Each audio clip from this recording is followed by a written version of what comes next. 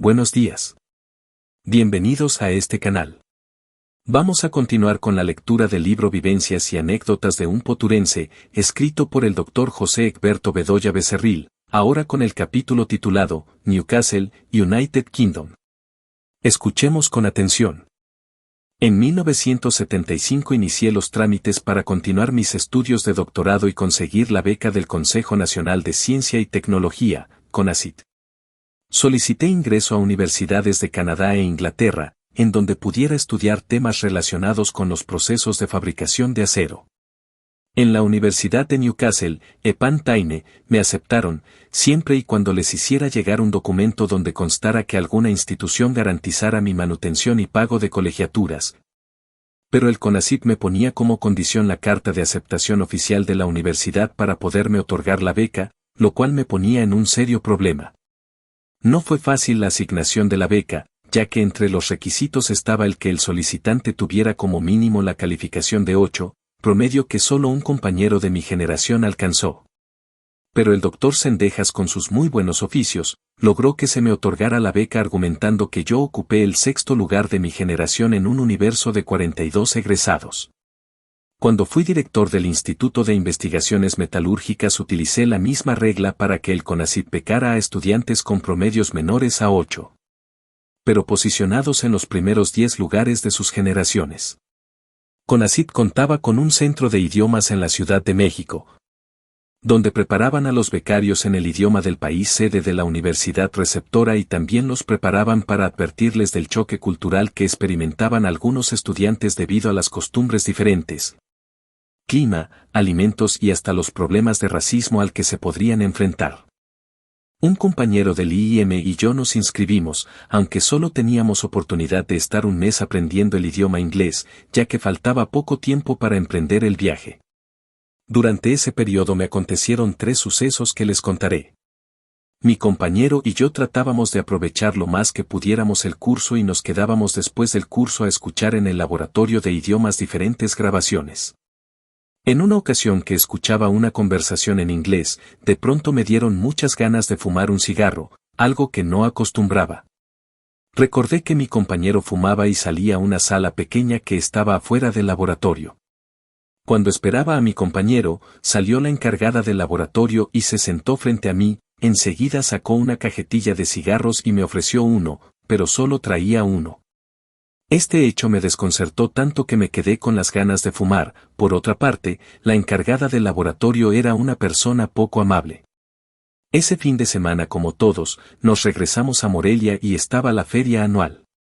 El IIM tenía un puesto y proyectábamos al público documentales sobre la industria siderúrgica.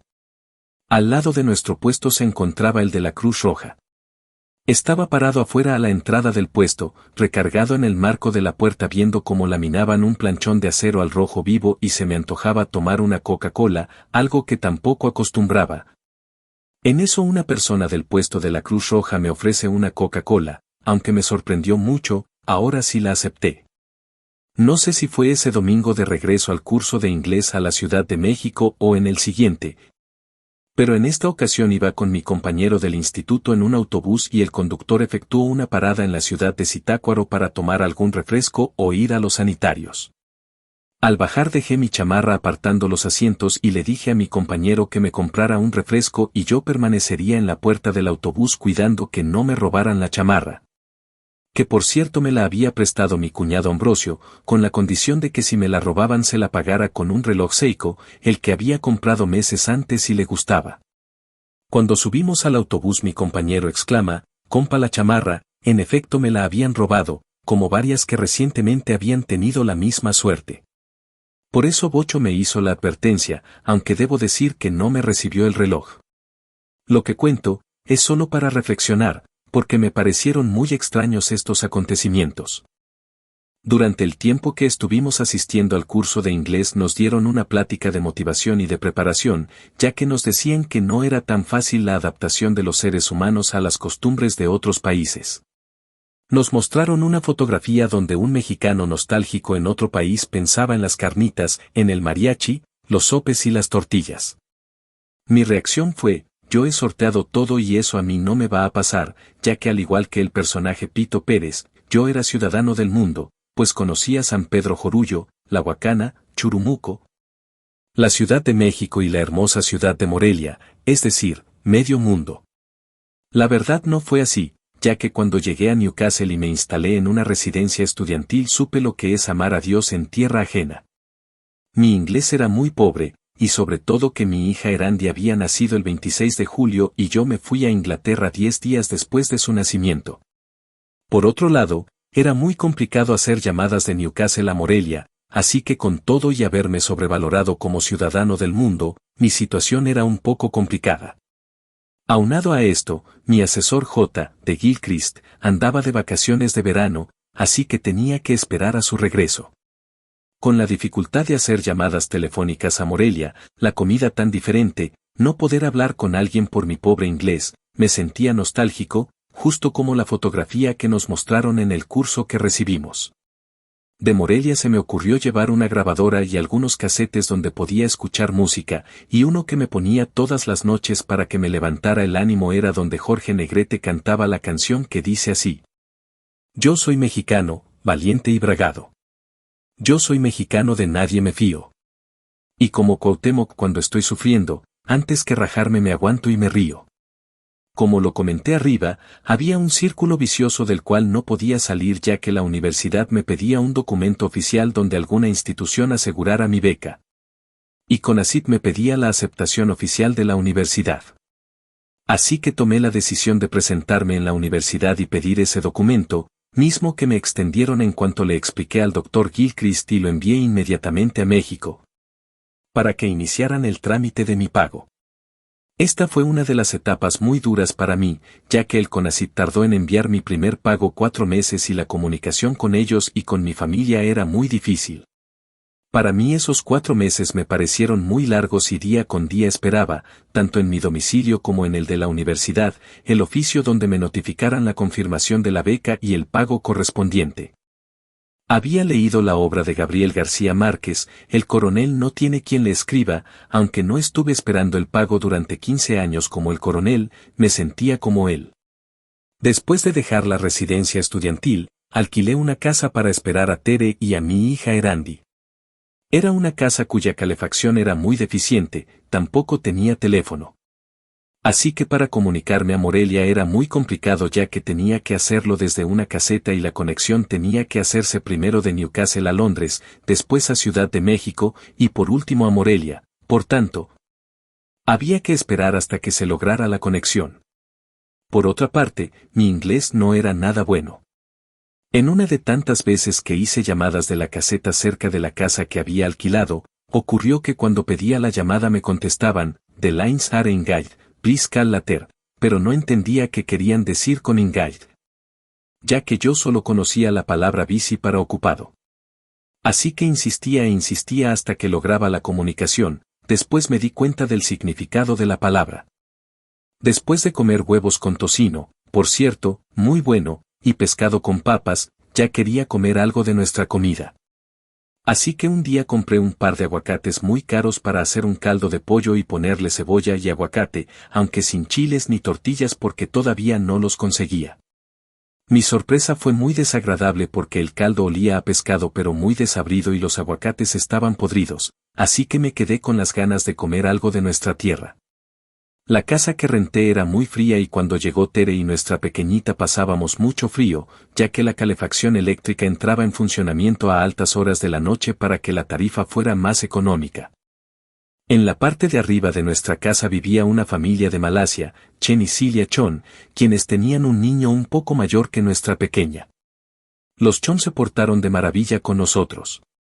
Cuando llegó Tere con Erandi se dieron cuenta que había un bebé en casa, y Cilia fue por Tere y por Erandi para llevarla a revisión a la clínica, y 2 veces por semana iba por ellas.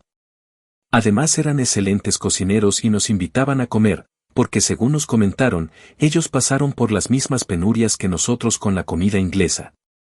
Aunque para ellos era más fácil conseguir ingredientes para elaborar sus alimentos. Debido a que no soportamos el frío de esa casa, nos dimos a la tarea de buscar otra casa. Por fortuna encontramos una casa muy bonita y cómoda con calefacción central equipada con una caldera a gas y con controles que nosotros podíamos programar a nuestro gusto. La ubicación de la casa estaba en una colina donde se tenía una vista maravillosa de la ciudad y más cuando todos los árboles estaban cubiertos de nieve. En esa casa vivimos la mayor parte del tiempo, muy a gusto. Cuando vivíamos en esa casa nació Kutsi. Atendieron a Tere de emergencia en el hospital Elizabeth Quinn, donde le practicaron una cesárea y para no suministrarle antibióticos permaneció 10 días hospitalizada, ya que los ingleses y en general los médicos europeos no recetan antibióticos a menos que sean casos muy graves. Ya en casa, Tere llevaba a las niñas a revisión a una clínica cercana, pero una ocasión no llevó a revisión a Kutsi y al día siguiente personal de la clínica fueron a casa para saber por qué no había llevado a la bebé. Muy parecido a lo que ocurre con nuestro sistema de salud, ¿verdad? En la carta de recomendación que el Dr. Sendejas le escribió al Dr. Gilchrist, hablaba maravillas de mi persona, a tal grado que me apenaba. Pero me comprometía a hacer mi mejor esfuerzo para no hacer quedar mal al Dr. Sendejas. Además, me recomendaba para que ingresara directo al doctorado. Una vez ya instalado en el laboratorio del Departamento de Metalurgia de la universidad, mi asesor me presentó con los académicos, con los técnicos en máquinas y herramientas y con estudiantes adscritos al departamento. Me mostró los equipos con los que se contaba y un lugar en el sótano donde había muchos equipos, refacciones e insumos para realizar mi trabajo. Asimismo, me dijo que lo que necesitara en el taller me anotara en la lista para que me dieran turno. Después me dijo que para iniciar el trabajo necesitaba construir un horno de alta temperatura con los materiales y mecanismos que me había mostrado apoyándome de los técnicos.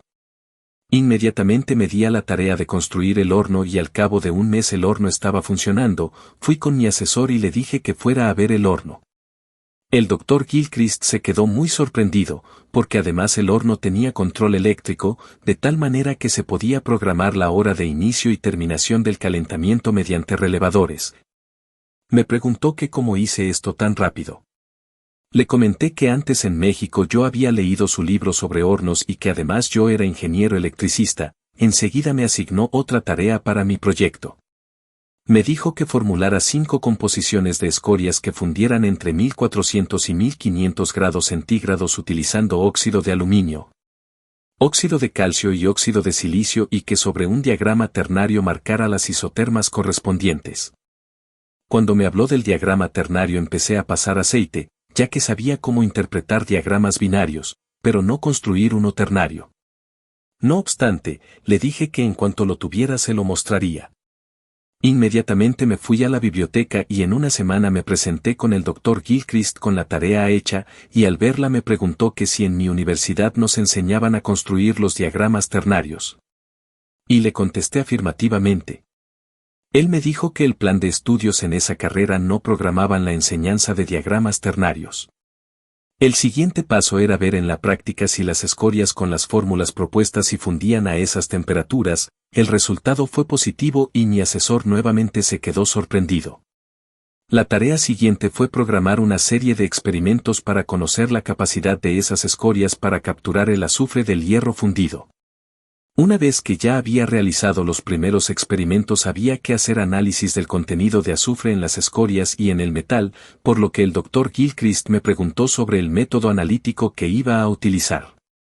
El de combustión, le contesté, pero él me dijo que también usáramos un método húmedo para comparar los resultados y lo llamara cuando fuera a hacer los análisis.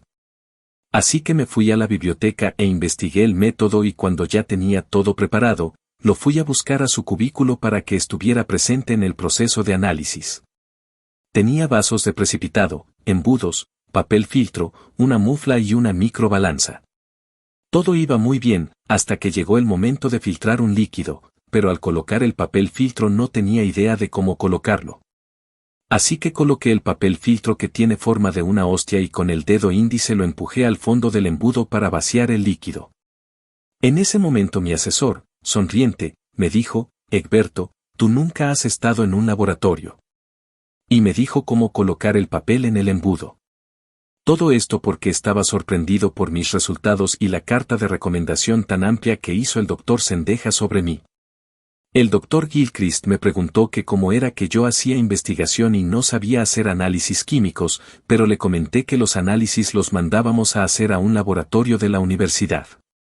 De cualquier forma, el doctor Gilchrist desde ese momento me dejó hacer todo lo que yo quisiera y muy pocas veces le pedía asesoría, ya que él confiaba en mi iniciativa. Incluso me pedía que apoyara a otros estudiantes. Yo quería entrar al doctorado directo sin pasar por un programa de maestría. Pero la política de la universidad era inscribir al estudiante en el programa de maestría con la opción de transferencia al doctorado si salía bien en la evaluación anual que se realizaba. Afortunadamente me fue bien y continué con el programa de doctorado sin tener que hacer tesis de maestría.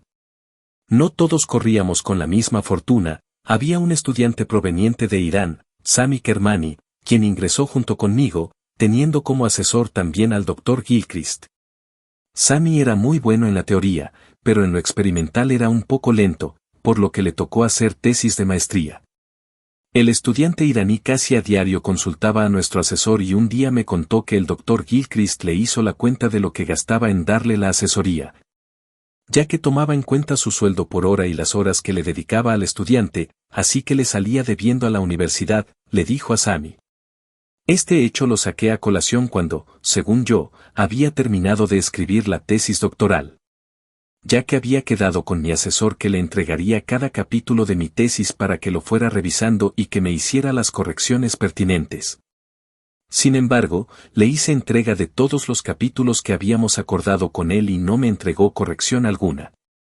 Por tanto, decidimos Tere y yo hacer un viaje por Europa en nuestro bocho, no sin antes ir con mi asesor y hacerle las cuentas como él se las hizo a Sami, pero al revés, es decir, haciéndole saber que me debía muchas horas de asesoría ya que poco lo consultaba y que por favor esas horas las dedicara a revisar mi tesis para que al regresar del viaje ya estuviera revisada. El doctor Gilchrist la tomó de buena manera, ya que lo que le dijo a Sami también era una especie de broma, porque a mi asesor le gustaba mucho platicar y conversaba por horas con él. El doctor Gilchrist se portaba muy bien con nosotros y era muy buena gente. Al regresar de nuestro viaje me encontré con la sorpresa que casi tenía que corregir toda la tesis y hacer un par de experimentos extras para corroborar algunos resultados. Debo señalar que mi asesor me apoyó mucho en la escritura de mi tesis.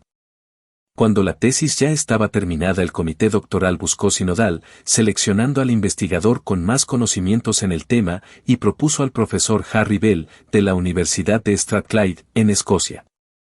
Cuando mi asesor me notificó, me preocupé mucho, ya que en el capítulo de estado del arte de la tesis, hacía una crítica a un artículo que el profesor Bell había publicado recientemente.